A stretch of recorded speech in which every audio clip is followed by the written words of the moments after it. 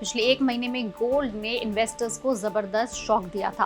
Prices लगभग 17% तक गिर गए थे, लेकिन अब लगता है कि वॉर के बीच मार्केट में एक नया ट्विस्ट आया है और फाइनली कह सकते हैं कि गोल्ड और सिल्वर दोनों मूव करना शुरू कर गए, यानी कि वापस से मोमेंटम दिखना चालू हुआ। तो सवाल ये है कि क्या ये सिर्फ एक टेम्पररी बाउंस है या गोल्ड सिल्वर की नेक्स्ट रैली सच में शुरू हो चुकी है। आइए समझते हैं पूरा गेम। तो बता दें कि पिछले कुछ हफ्तों में वेस्ट एशिया के कॉन्फ्लिक्ट की वजह से ग्लोबल मार्केट्स में काफी अनसर्टेनिटी देखने को मिली। नॉर्मली जब भी दुनिया में किसी भी प्रकार की जंग या जियोपॉलिटिकल टेंशंस बढ़ती हैं तो इन्वेस्टर्स सेफ हेवन एसेट्स जैसे गोल्ड और सिल्वर की तरफ भागते हैं, लेकिन इस बार कहानी थोड़ी अलग रही। कॉन्फ्लिक्ट शुरू होने के बाद गोल्ड के प्राइसेस लगभग 17 से 18% गिरे, जिसने इन्वेस्टर्स को काफी सरप्राइज कर दिया। लेकिन अब मार्केट में आई है एक नई मूवमेंट। चांदी का प्राइस बढ़ के ऑलमोस्ट 2.27 लाख रुपीस पर किलो के करीब पहुंच गया है। वहीं 24 कैरेट गोल्ड का रेट भी बढ़ के ऑलमोस्ट 1.45 लाख पर 10 ग्राम्स के करीब पहुंच गया है। इंटरनेशनल मार्केट की बात करें तो कॉमेक्स पर गोल्ड लगभग 0.324% बढ़ के $4423 पर आउंस पर ट्रेड कर रहा है, जबकि पिछले सेशंस में इसने करीब 3% की गिरावट दिखाई थी। चांदी भी पीछे नहीं रहा। सिल्वर का प्राइस 0.3% बढ़ के $68.13 पर आउंस के करीब अब ट्रेड कर रहा है। लेकिन समझने वाली बात यह है कि गिरावट अब क्यों रुकी या फिर तेजी क्यों आई। तो बता दें कि इस रिकवरी के पीछे एक बड़ा जियोपॉलिटिकल फैक्टर भी है। यूएस के प्रेसिडेंट डोनाल्ड ट्रंप ने ईरान के एनर्जी फैसिलिटीज पर पॉसिबल मिलिट्री एक्शन को फिलहाल 10 दिन के लिए पोस्टपोन किया।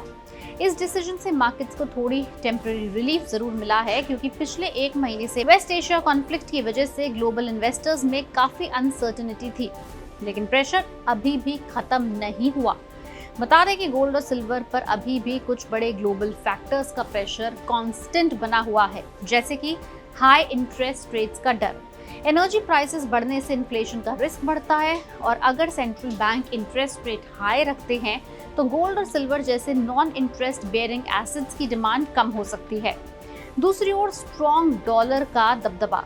डॉलर इंडेक्स अभी भी 100 के आसपास बना हुआ है और कॉन्फ्लिक्ट के बाद से 2.3% की जंप आई है। स्ट्रॉन्ग डॉलर का मतलब होता है कि कमोडिटीज ग्लोबल मार्केट में महंगी हो जाना।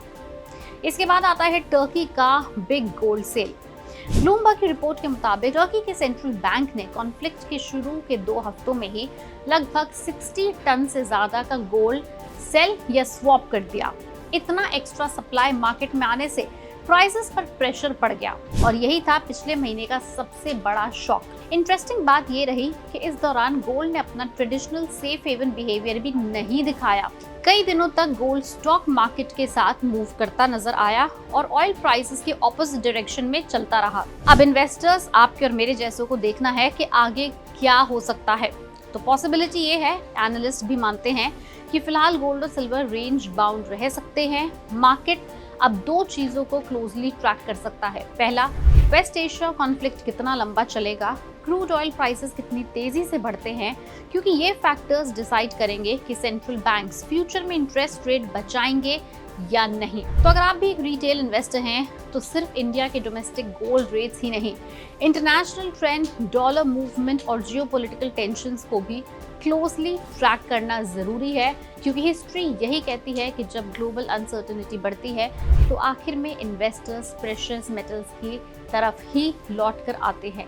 और अब जब गोल्ड और सिल्वर फिर से मोमेंटम पकड़ रहे हैं तो सवाल ये है कि क्या ये सिर्फ एक बाउंस है या प्रेशियस मेटल्स की नेक्स्ट बिग रैली की शुरुआत है। आपका क्या कहना है, क्या मानना है, हमें नीचे कमेंट सेक्शन में लिख के जरूर बताएं।